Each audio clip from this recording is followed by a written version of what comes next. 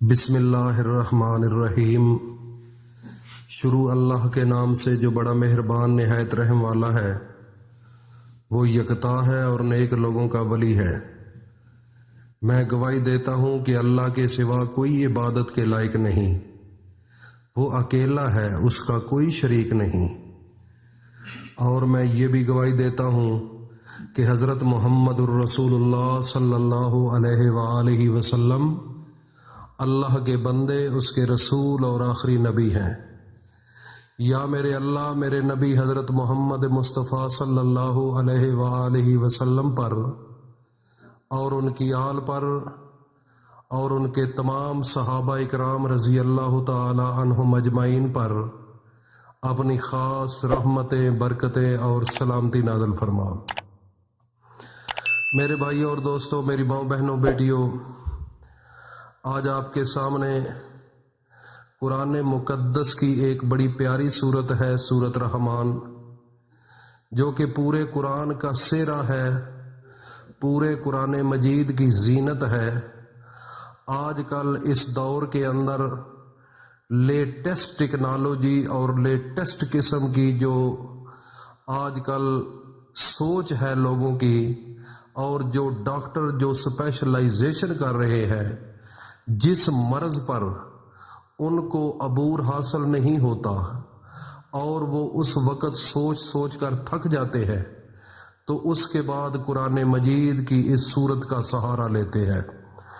Cancer کے مریض وہ بھی اس سورۃ رحمان سے درست ہوئے ہیں، اور اس قسم کے مریض جن کو ایسی سکن پرابلم بنی کہ جو نام ختم ہونے کا لیتی بھی نہیں تھی، لیکن جب انہوں نے سورۃ رحمان کا وظیفہ کیا اور اس طریقے کے مطابق اس کی ٹریٹمنٹ کی، تو الحمدللہ اس کی سکن پرابلم بھی ٹھیک ہو گئی۔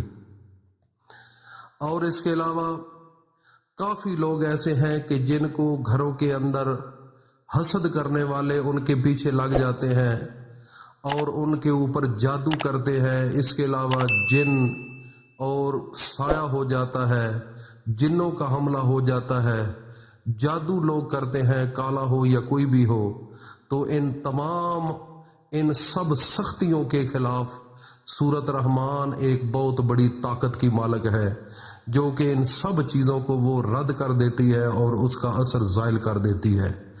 میرے بھائیوں اور دوستوں، میری ماؤں بہنوں، بیٹیوں، آج کل اس لیٹسٹ دور کے اندر چونکہ آج کل اتنی ٹیکنالوجی ہے، اس ٹیکنالوجی کے باوجود آج کل بڑے بڑے ہاسپٹلوں کے اندر ایک ایسا شعبہ بنایا جا رہا ہے جہاں پر صرف اور صرف سورۃ رحمان کا ذکر ہوتا ہے، اور وہاں پر وہ سورۃ رحمان کو لگا دیا جاتا ہے، اور جو سپیچ ہوتی ہے قرآن مقدس کی سورۃ رحمان کی، اس سے اس کمرے کے اندر اس مریض کو لایا جاتا ہے، اور اس کے بعد اس انسان کا خواہ کینسر ہی کیوں نہ ہو، جس قسم کا کینسر ہو، وہ جڑ سے ختم ہو جاتا ہے۔ اور جو مرض ڈاکٹروں کو سمجھ نہیں آتی اور دنیا کے ڈاکٹروں کو سمجھ نہیں آتی، اس کا حل قرآن مقدس کی اس صورت کے اندر اللہ نے رکھ دیا ہے۔ تو میرے بھائیوں اور دوستوں، میری ماؤں بہنوں، بیٹیوں، آج اس کا وظیفہ آپ کے سامنے لے کر حاضر ہوا ہوں۔ وظیفہ بتانے سے پہلے میں ایک التماس کروں گا، جو نئے لوگ ہیں جنہوں نے ابھی تک اس چینل کو سبسکرائب نہیں کیا ہے، وہ فوری طور پر اس چینل کو پہلے سبسکرائب کر لیں، اور ساتھ ہی بیل آئیکن کو بھی پریس کر لیں، تاکہ ہر نئی آنے والی ویڈیو آپ تک بآسانی پہنچ سکے۔ اور جو نئے لوگ ہیں ان کو میں اس عمل کی اجازت دیتا ہوں، وہ کمنٹ سیکشن میں اپنا نام ضرور لکھ لیں۔ میرے بھائیوں اور دوستوں، میری ماؤں بہنوں، بیٹیوں، آگے چلنے سے پہلے، وظیفہ بتانے سے پہلے، میں اپنے تمام سامعین سے ایک گزارش کروں گا کہ میرے اللہ کا حکم ہے کہ میں خود بھی اپنے سونے نبی حضرت محمد مصطفیٰ پر درود پڑھتا ہوں، اور میرے آسمان پر نہیں، دنیا پر جتنے ملائکہ ہیں، دیکھ لو ملائکہ کی کتنی تعداد ہے، جتنے انسان ہیں، ہر انسان کے دائیں کندھے پر اور بائیں کندھے پر ایک ایک فرشتہ تعینات ہے، تو ان کی تعداد ان انسانوں سے بے شمار زیادہ ہے۔ تو میرا رب فرماتا ہے کہ میں خود بھی اپنے سونے نبی پر درود پڑھتا ہوں اور میرے تمام ملائکہ جو ہیں وہ بھی میرے نبی پر درود پڑھتے ہیں۔ اور آگے حکم فرمایا کہ یا ایھا الذین آمنوا صلوا علیہ وسلموا تسلیما، اے ایمان والو جو ہمیں تم منتے ہو، ہمیں جنہوں نے مجھ پر ایمان لایا ہے، وہ سب مل کر میرے نبی پر بھی درود پڑھے۔ تو اس لیے سب سے پہلے ہم چونکہ مسلمان ہیں اور ہم نے اللہ کو مانا ہے اور اپنے نبی حضرت محمد مصطفیٰ پر ایمان لے کر آئے ہیں، تو اس لیے سب مل کر ایک دفعہ اپنے نبی کی خدمت میں نذرانہ عقیدت درود کا پیش کرتے ہیں، اس کے بعد وظیفے کی جانب چلیں گے۔ اللہم صلی علی محمد وعلی آل محمد کما صلیت علی ابراہیم وعلی آل ابراہیم انک حمید مجید۔ اللہم بارک علی محمد وعلی آل محمد کما بارکت علی ابراہیم وعلی آل ابراہیم انک حمید مجید۔ میرے اللہ ان سب کا اور ہم جیسے لوگوں کا، یا میرے اللہ ہم سب پر اپنا خاص رحمت اور برکت نازل فرما اور ہمارے دل کی حاجات کو پورا فرما۔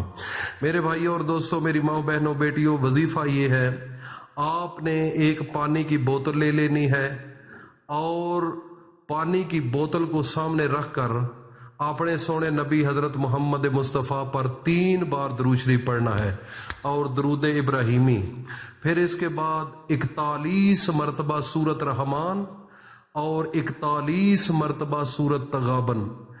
آپ نے ان دونوں سورتوں کو 41 سے 41 مرتبہ پڑھنا ہے، اور یہ یقیناً ایک دن میں مشکل ہوگا۔